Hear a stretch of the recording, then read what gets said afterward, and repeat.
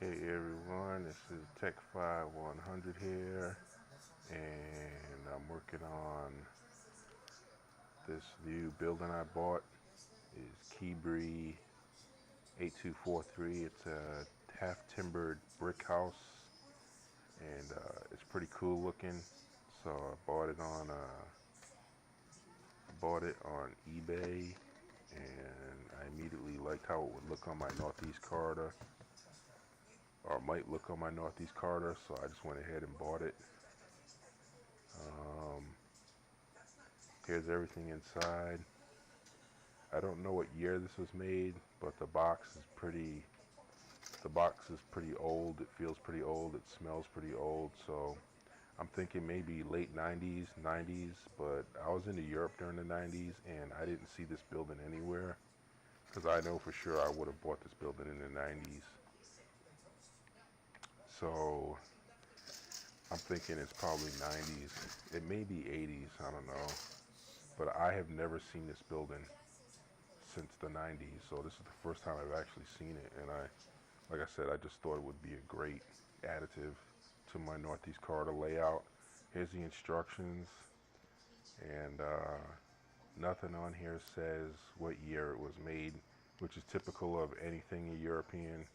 Like in an American magazine, you get advertisements that have copyrights on the year, but in Europe, they don't necessarily copyright their stuff unless it's something, like music or name brand or something like that. But um,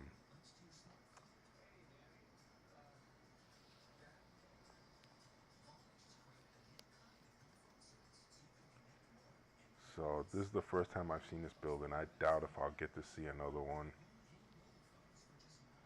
There was no glue inside, so I had to buy some glue. I bought some glue at Walmart.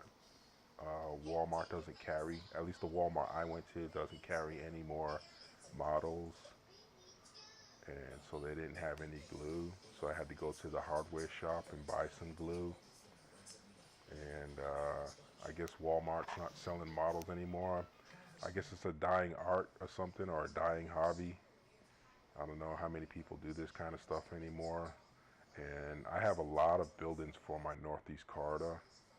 Um, Here's the walls, the front ends, they're flared out. This is something that's typical when you're making this building, and it's an easy fix, but it is kind of frustrating. Um, and I'm not going to be able to glue that together. And so, okay, so I'm going to start on the front end, and you got to be careful when you follow the directions because you see all these windows. They all look the same, but some of them are different, and it's very easy to put the wrong ones in, and you end up especially if the glue is a lot of glue and it solidifies real hard. You might as well just forget it, leave it as the wrong window.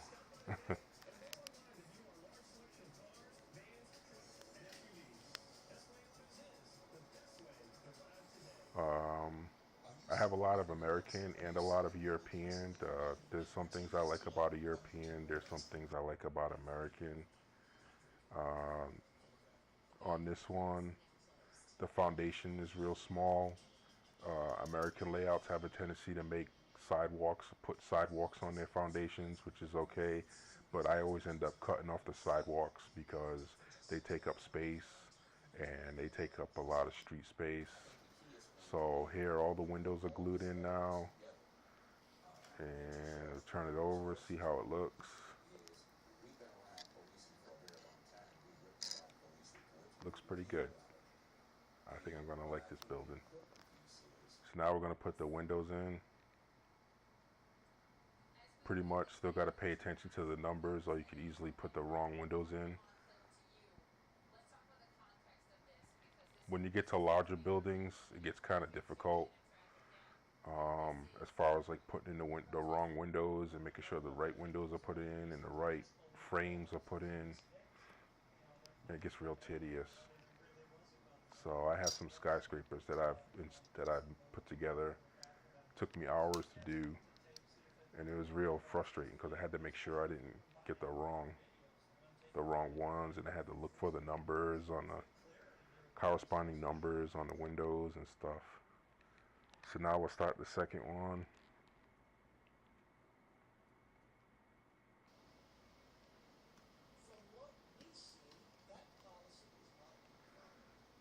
Another thing I like about European buildings is they come uh, color colored with the plastic, and the color looks realistic. Whereas Americans usually don't come colored; you have to paint it, which is an extra hours painting it. So that can be frustrating when you buy this nice building for your layout that you see online, and then when you pull it out of the box, it's completely unpainted, and it's like, oh no, now I gotta buy the paint for it. And so I forgot to put the door in on this one. If you noticed, now the door's in, and it's good to go. So then you gotta buy the paint, and you gotta and now you gotta come up with your own idea for paint, because you probably won't, unless you're not able to find the exact paint you want for that building. And Walters just recently started molding their buildings in colors. Of course, for European models, you pay more, but it just makes it that much easier, that much better looking.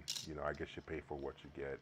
If you want to paint it, then it'll be cheaper, usually, not always. But European models are very expensive, but you get very good quality stuff. When it comes to detailing, I don't really pay attention to detailing like the antennas and gutters. Sometimes I put the gutters in, but professional modelers, they say, the more you detail it, the better it looks. But since I like to model the whole entire Northeast corridor, um, I don't have time for detailing, and I really don't believe that people really pay attention. The general people don't pay attention to detailing unless you tell them about it. Like if I don't put the stairs in, probably half the people aren't going to notice that there's no stairs, and then the other half are going to notice that the stairs. That's my kind of thing on it, and it helps. It saves time for me when I'm doing all these buildings. Um,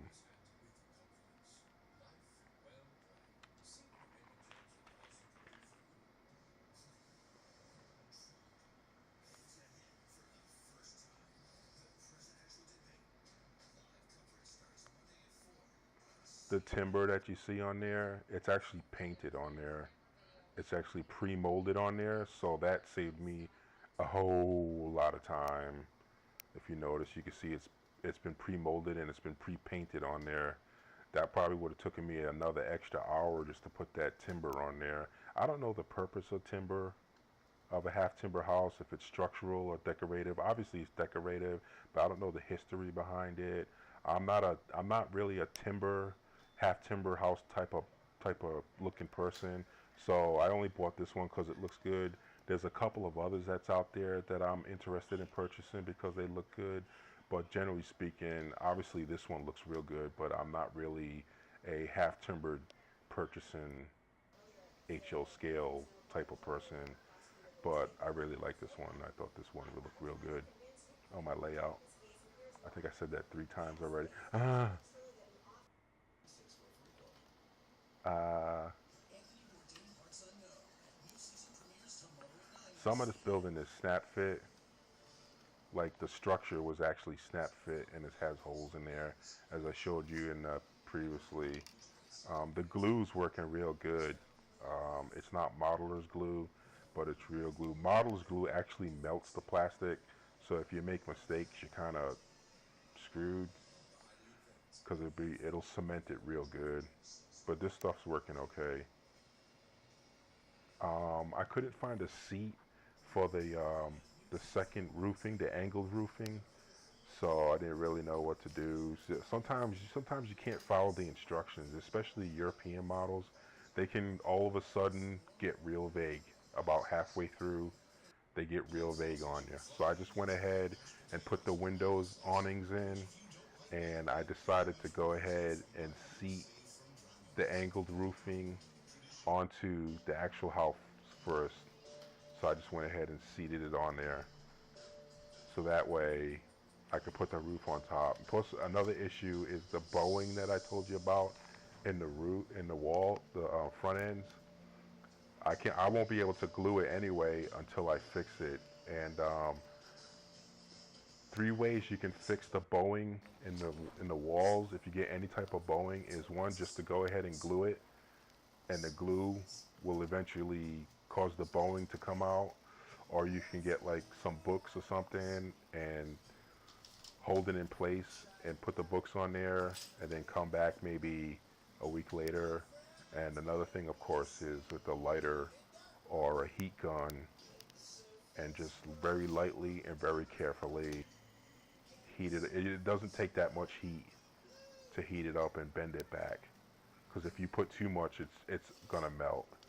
So you just need to just like a just like blow a soft blow on it, on of heat onto it to get it to work. So I've got both angled glued on there, and I'm just gonna simply put the roof on top, and I'm not gonna glow it. You can see the ends, the front ends are bowing out. I'll fix that later.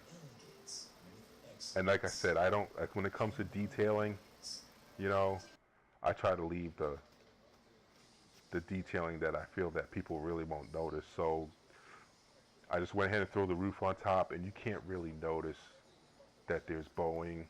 People generally don't look for that type of detailing unless they really look close, or unless, you know, you go to one end and you're like, oh wow, look at that, that looks really cool. And then you go to the other end and you see it sticking out. So the trim, I just left it off. That's another thing, detail that you won't notice. See, if you look right here, you see that sticking out. And if people see that, they're not gonna say, oh, that's messed up. Nah, they're just gonna see that, and they're gonna say, well, you know, hey, it's plastic, it's not real. Gotta use your imagination. So that's pretty much it. Came out pretty cool. The whole time, the total time was 3 hours. Um, Probably without videotaping and trying to talk and trying to do it as if I was explaining it to somebody, it probably taken me an hour and a half. And I put the gutter, some of the gutter system on. So thanks for watching, and I hope maybe you find one to make one too for your layout.